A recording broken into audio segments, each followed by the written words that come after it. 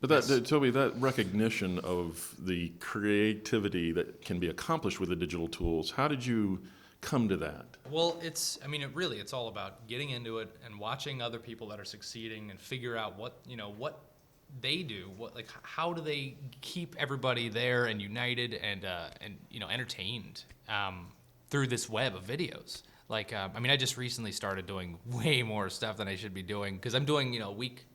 I have a show on Tobuscus that's called Cute and Fail, and that's a show that I do for Funny Some Videos. That's them. So it's like their clips, which is awesome, and it's a partnership with them, and it's the only one they've ever done. So this is crazy. But I have freaking allergies here too, which is funny because I'm fine in LA. It's just the humidity. That they have no weather. Brings me back. Yeah, right. They have, right, true. So it's there's a weekly show with that, and then there's kind of another weekly whatever I want to do, and then I do a video every day that's not edited. It's called the Lazy Vlog. And I started out, I'm like, audience, what are you doing in this bottle? What are you doing in this location? And then I just talk, and then I do outro of darkness, and I cover the lens with my finger. So it's kind of just trying to get creative and get rid of all the workflow and just kind of give them an update, without having to edit. Well, just to perform rather than to edit. Yeah.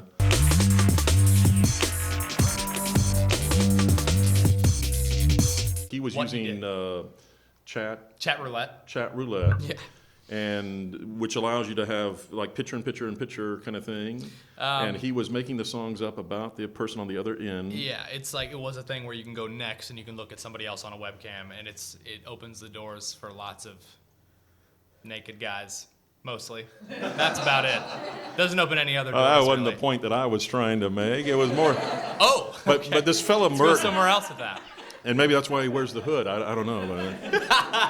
And evidently he'd been trying to make a living as a singer-songwriter and person who makes up songs about others for a while and just couldn't get it marketed, couldn't figure out a way to get it out into the mainstream. Mm-hmm. Puts it on YouTube and starts picking up hundreds of thousands of hits on this. And now T-Mobile has hired him to go over to England initially in the airports with a big pink T-Mobile grand piano and play in the airports. And you can watch the videos of this, of course, on YouTube. And it's been very successful. But what struck me was that I watched an interview with him and just his talk about how this wasn't even possible a year ago and that he had tried all the normal means of distribution, of PR, of marketing, and nothing clicked. And then suddenly the YouTube thing takes off, and now he's working for T-Mobile. Yeah. Did you see that coming with your work, or did you just start making videos that you put on YouTube and suddenly it clicked? I did see it coming. All my videos ever, before any of this happened, have always been about a product. I've always, my first video was Mellow Yellow, my second video was 8 o'clock coffee, my third video was about the movie Click. Every single time I act like I'm advertising, just because first of all, I'm interested by products and how they market themselves and parodying that. I like that. It's fun. And then I watch movies and I'm a consumer. I know this stuff. So I figured, it's going to come to a point where they're going to be like, well, you're getting more views than our commercial, and you're one person, and we spent $1 million on a commercial, right? I don't need a lot, and there's got to be something there. So then it started happening slowly. But yeah, it's now a lot of people, companies they're loving it now. Especially thanks to Isaiah Mustafa, the Old Spice guy, who's a boyfriend of a friend of a friend of. It's just he's seen the videos and stuff that I've done, which is crazy because everybody knows who he is from the commercials, but every company knows that spending money on YouTube is super effective. Because of that campaign. That's part of it. Old Spice has how many, 500% their sales went up or something right after that. Because, super viral. If you can be as good as the Old Spice man, he's my standard. I went to an audition. I went to a commercial audition, a shirtless commercial audition. Everybody looked like Isaiah. They were all, Isaiah, I was the only white guy. I didn't get the part. Wait, now. I didn't get it. You know Mr. Beowulf, though. Mr. Beowulf's body. Well, yeah. Beowulf's body. Yeah, he... I'm sorry, I don't know that young man's name. Alan Richardson. And he graduated from Niceville High School? Yeah, we were in forensics together. And we were did acting competitions and all that, and I always won. And now he's got a TV show on Spike TV, and he's a star. He's a little star of it. That's the It's Blue Mountain State. Blue Mountain State On Spike, and it's doing very well. Yeah, they're doing really, really well. I mean, it's I guess it's Spike's first go at something like that, but it's totally vulgar. I was like, hey mom, check this show out. She's like, what is going on? Because they really pushed the envelope, But I think it's well done, and I had never seen him ever since he pretty much we were friends in high school, we competed, all that. Never talked to him again because he was like an Abercrombie & Fitch model, and he was in TV shows and all that. Moved to LA, and then I get hired randomly to interview him. No one knew that I knew him. He didn't know it was gonna be me. I run up and I freaking tackle him. He's like, whoa, are you kidding me? And I'm like, it took me getting hired to interview you to hang out with you again. I just want to say, You're so hard to get a hold of. Having seen that video, you didn't really tackle him. You just kind of bumped into him. I'm weak. He kind of turned around and I was going full speed. He's a big guy too. He carried me off into the sunset. You. Is this going badly? This is going out to the internet.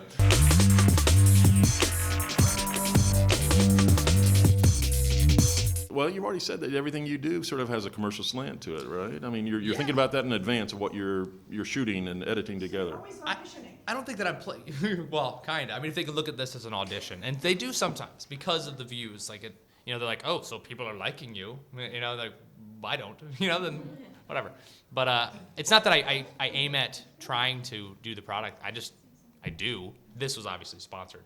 I mean, they flew me out to the the premiere of their commercial for Sony Internet TV and took me to the launch party, and Jesse Eisenberg was there, and I did a dance on the stage in front of him, and you don't even see him in the audience, which sucks because that was awesome. That was the coolest part about it.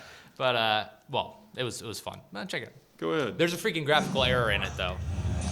YouTube compressed it. Did I just roll out of bed and start recording? Yes. So recently I went to New York for the launch of Sony Internet TV, and it was a party. Actually, it really was a party. It was a launch party. And I interviewed some people, and I danced on stage in front of some executives. Check it out. Roll clip. Hello, audience. And hello, Times Square audience.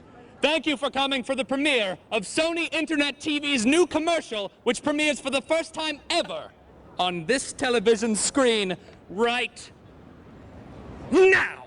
When is it? In 3 seconds. 3, 2, 1. This is getting awkward. Is that it? Oh, that's it! That is it! That is so it right now! Sony Internet Television has just debuted upon the entire world. How do you feel? Awesome. How do you feel? Exhilarated. 2 wonderful words to describe the feeling. In case it wasn't obvious, those guys didn't actually come for the premiere of the commercial.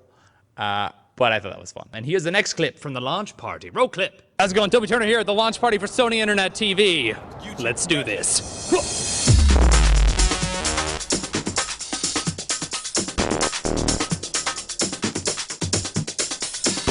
It's all right, I'm here. It's time to start the party. This party's for you. How do you feel? Bashful. The whole point of this device is to find content that normally you have to choose devices. I want you in my house tonight. Toby Turner here in front of a video of myself interviewing other people. Looking good. What are some of your favorite features? Well, first of all, you've got this remote, which totally looks like a game controller. Could you use this to play Farmville? I just want to make sure my mom's covered for Farmville. Once the app's launch in there, the sky's the limit. Good, I was going to ask about the sky next. I kind of just want to dance on stage. You should do that. You think that's allowed? I think that you should be able to do whatever you want.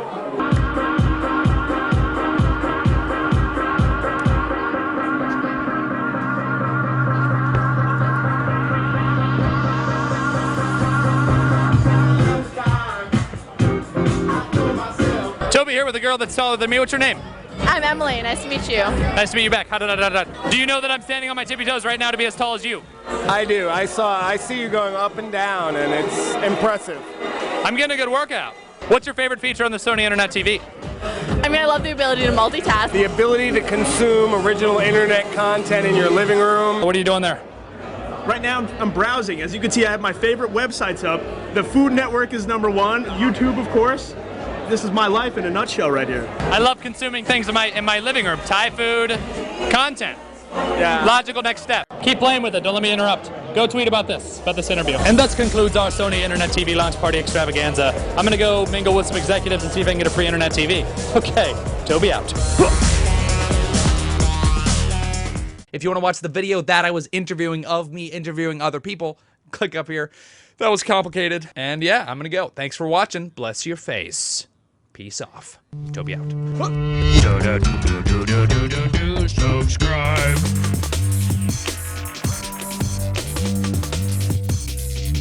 So Toby, who did you have shooting for you while you were at that party? They hired a cameraman. Turn Here. You guys know what Turn Here is? Yeah. Okay, yeah, they hired some guy from Turn Here, and he was supposed to edit it also, and he's a great guy, but the draft he sent over was like cut as in, here's an interview, entire interview with one of the people I interviewed. Here's another interview. Here's another interview. Here's another, like that. Nothing was spliced up. Interview, you gotta be like, punchline, done, cut it out. The sky's the limit. There was like 10 seconds more of just like other guy talking. I'm like, the sky's the limit. The sky is the, like I was gonna ask about that next. That's what it was. Ended at that. Anyway, whatever. It's just super rough, and yeah. So they hired somebody, and they're not gonna do that anymore. Okay. Have you found editors yet that kind of give you something that makes it funnier than you thought it actually was?